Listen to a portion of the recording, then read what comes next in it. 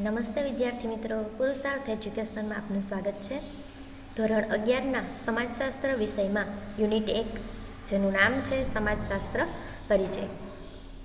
વિદ્યાર્થી મિત્રો, ધોરણ 10માં આપે સામાજિક વિજ્ઞાનનો એક વિષય તરીકે પરિચય મેળવ્યો છે.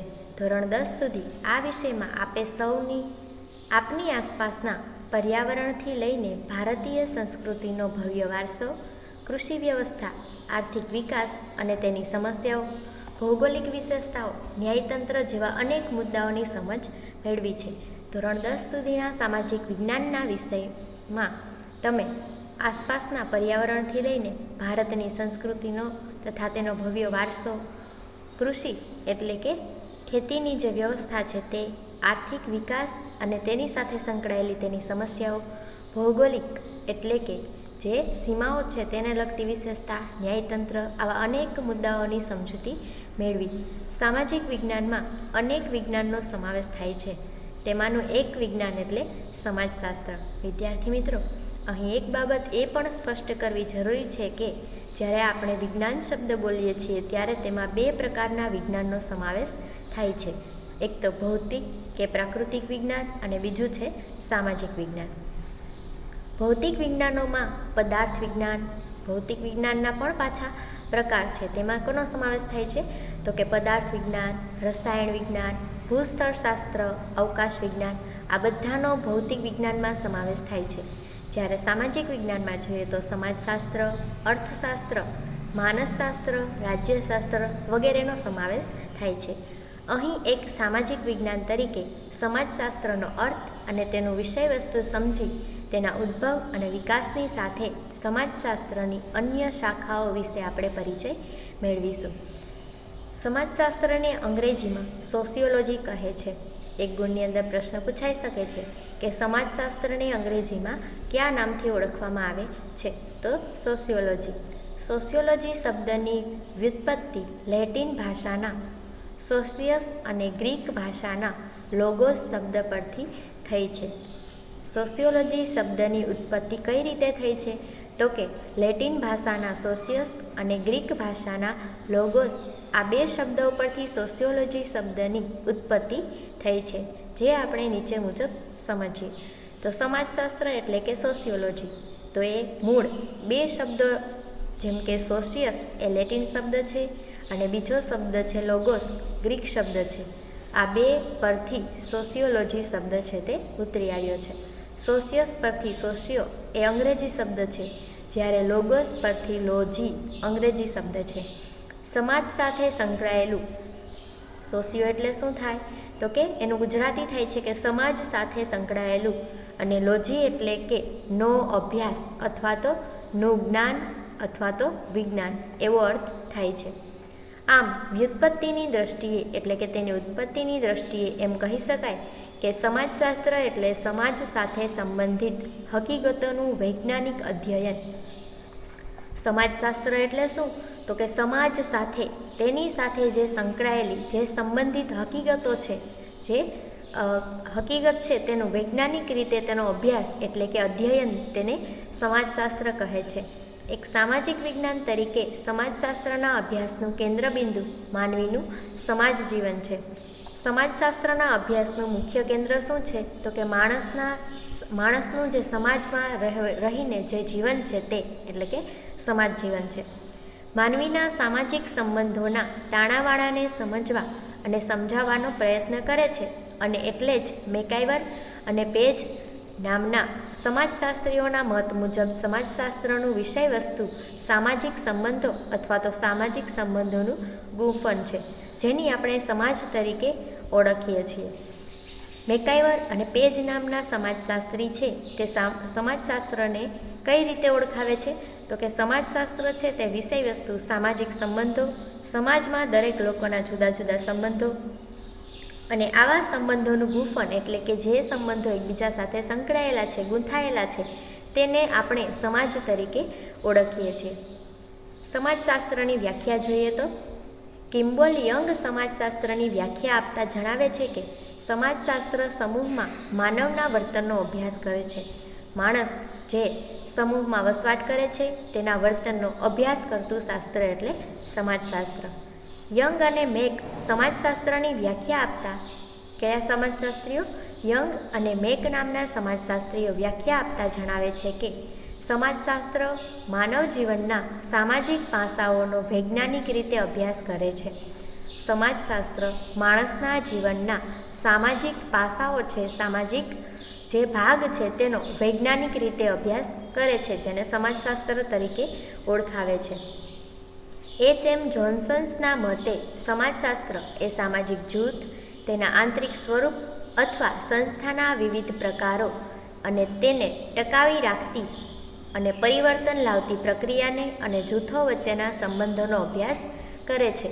એચ.એમ. જોન્સન્સ નામના સમાજશાસ્ત્રી તેની વ્યાખ્યા આપતા જણાવે છે કે સમાજશાસ્ત્ર છે તે સામાજિક જૂથ, સમાજના જે જુદા જુદા જૂથો, તેમાં આંતરિક સ્વરૂપો, તેના પેટા પ્રકારો અથવા સંસ્થાના જુદા જુદા પ્રકારો, તેને ટકાવી રાખતી અને પરિવર્તન લાવતી જે પ્રક્રિયાઓ અને જે જૂથો વચ્ચેના સંબંધો છે તેનો અભ્યાસ કરે છે.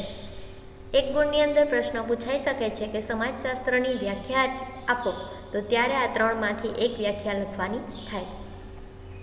વિદ્યુત જોશી પારિભાષિક કોષમાં વિદ્યુત જોશી નામના સમાજશાસ્ત્રી પારિભાષિક કોષમાં સમાજશાસ્ત્રનો અર્થ સમજાવતા લખે છે કે સમાજશાસ્ત્ર છે તે માનવીય સામાજિક વ્યવહારનો વૈજ્ઞાનિક અભ્યાસ છે. સમાજશાસ્ત્ર માણસની સામાજિક વ્યવહાર, સમાજમાં રહીને જે વ્યવહારો કરે છે તેનો વૈજ્ઞાનિક અભ્યાસ એટલે સમાજશાસ્ત્ર. વ્યક્તિગત અને સામૂહિક આંતરક્રિયાઓની પ્રક્રિયા, સામાજિક સમૂહ કે સંગઠનના સ્વરૂપ, તેના પ્રકારો, પારસ્પરિક સંબંધો તથા વ્યક્તિગત વ્યવહારો પર સામૂહિક વ્યવહારોની અસરોનો તે અભ્યાસ કરે છે.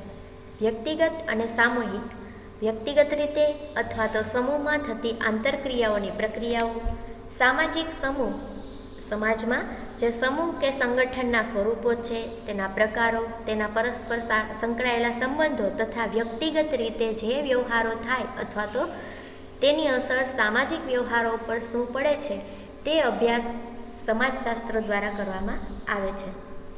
સમાજશાસ્ત્રના ઉદ્ભવ પૂર્વે વ્યક્ત થયેલું સમાજ અંગેનું ચિંતન. સમાજશાસ્ત્રનો ઉદ્ભવ થયો તે પહેલાં સમાજ અંગેનું ચિંતન, સમાજ અંગેના વિચારો જે વ્યક્ત થયેલા તેના વિશે જોઈએ. એક સામાજિક વિજ્ઞાન તરીકે સમાજશાસ્ત્રના ઉદ્ભવને હજુ પોણા 200 વર્ષ જ થયા છે. એટલે કે સામાજિક વિજ્ઞાન તરીકે સમાજશાસ્ત્રનો જે વિકાસ થયો છે એને હજી પોણા 200 જેટલા વર્ષ જ થયા છે. ત્યારે વિદ્યાર્થી મિત્રો, આપને એ સવાલ થતો હશે કે શું પોણા 200 વર્ષ પૂર્વે સમાજ અંગેનો કોઈ વ્યવસ્થિત અભ્યાસ થયો જ ન હતો? આ સવાલના જવાબ રૂપે એમ કહી શકાય કે સમાજના અભ્યાસની આ પરંપરા ગ્રીક ચિંતકો પ્લેટો 427થી 347 ઈસવીસન પૂર્વે અને એરિસ્ટોટલ છે 384થી 322 ઈસવીસન પૂર્વેના લખાણોથી શરૂ થઈ હતી. આ બંને વિદ્વાનોના મત મુજબ કયા? એરિસ્ટોટલ અને ગ્રીક ચિંતક પ્લેટો. આ બંનેના મત મુજબ સમાજ છે તે એક સુગ્રથિત, વ્યવસ્થિત રીતે ગોઠવાયેલી વ્યવસ્થા છે અને તે સામાજિક અસમાનતા, સમાજમાં રહેલી અસમાનતા અને શ્રમનું વિભાજન કઈ રીતે થાય છે તેના ઉપર આધાર રાખે છે. 14મી સદીમાં ઇબ્ન ખાલ્દુન નામના વિદ્વાને 1332થી 1406 નામના વિદ્વાને આરબ જગતની રખડુ ટોળીઓ અને સ્થાયી ટોળીઓની તુલના કરી માનવ ઇતિહાસને ઉત્ક્રાંતિની પ્રક્રિયા તરીકે ઓળખાવી હતી. કોણે? 14મી સદી એટલે કે ઈસવીસન 1300થી લઈને 1400નો સમયગાળો. આ સદી દરમિયાન ઇબ્ન ખાલ્દુન નામના વિદ્વાને આરબ જગતની રખડુ ટોળીઓ એટલે કે રખડતા જે વ્યક્તિઓ છે, ટોળીમાં રખડતા વ્યક્તિઓ તથા સ્થાયી જીવન જીવતા વ્યક્તિઓ વચ્ચેની તુલના, સરખામણી કરી માનવ ઇતિહાસને ઉત્ક્રાંતિની પ્રક્રિયા તરીકે ઓળખાવી છે. સામાજિક પરિવર્તનનો ખ્યાલ રજૂ કર્યો હતો. સમાજની પરિવર્તન થાય છે તેનો ખ્યાલ રજૂ કર્યો હતો. આ ઉપરાંત થોમસ હોબ્સ 1588થી 1679, જોન લોક 1632થી 1704, વિકો નામના સમાજશાસ્ત્રી ઈસવીસન 1659થી 1744, મોન્ટેસ્ક્યુ નામના સમાજશાસ્ત્રી 1689થી 1715, રૂસોએ 1712થી 1778, સેન્ટ સિમોને 1760થી 1825, દરેક જેવા વિદ્વાનોએ માનવ સમાજ અને સામાજિક વ્યવસ્થા, માણસનું સમાજ જીવન તથા તેની સામાજિક વ્યવસ્થા અંગેના વિચારો છે તે વ્યક્ત કર્યા હતા. ત્યાર પછી આપણે જોઈએ સમાજશાસ્ત્રનો ઉદ્ભવ. પ્લેટોથી લઈ સેન્ટ સિમોન સુધીના અનેક વિચારકોએ સમાજ અંગેનું ચિંતન રજૂ કર્યું છે, સમાજ અંગેના પોતાના વિચારો વ્યક્ત કર્યા છે. પરંતુ એક સામાજિક વિજ્ઞાન તરીકે સમાજશાસ્ત્રનો ઉદ્ભવ છે તે 19મી સદીમાં પશ્ચિમ યુરોપમાં થયો હતો. સમાજ અંગેના ચિંતન તો પ્લેટોથી શરૂ કરીને સિમોન સુધીના દરેક વિદ્વાનોએ રજૂ કર્યા છે, પરંતુ એક સામાજિક વિજ્ઞાન તરીકે સમાજશાસ્ત્રનો ઉદ્ભવ 19મી સદીમાં એટલે ઈસવીસન 1800થી 1900 સુધીમાં તે સમયગાળા દરમિયાન યુરોપના પશ્ચિમ ભાગમાં તેનો ઉદ્ભવ થયો હતો.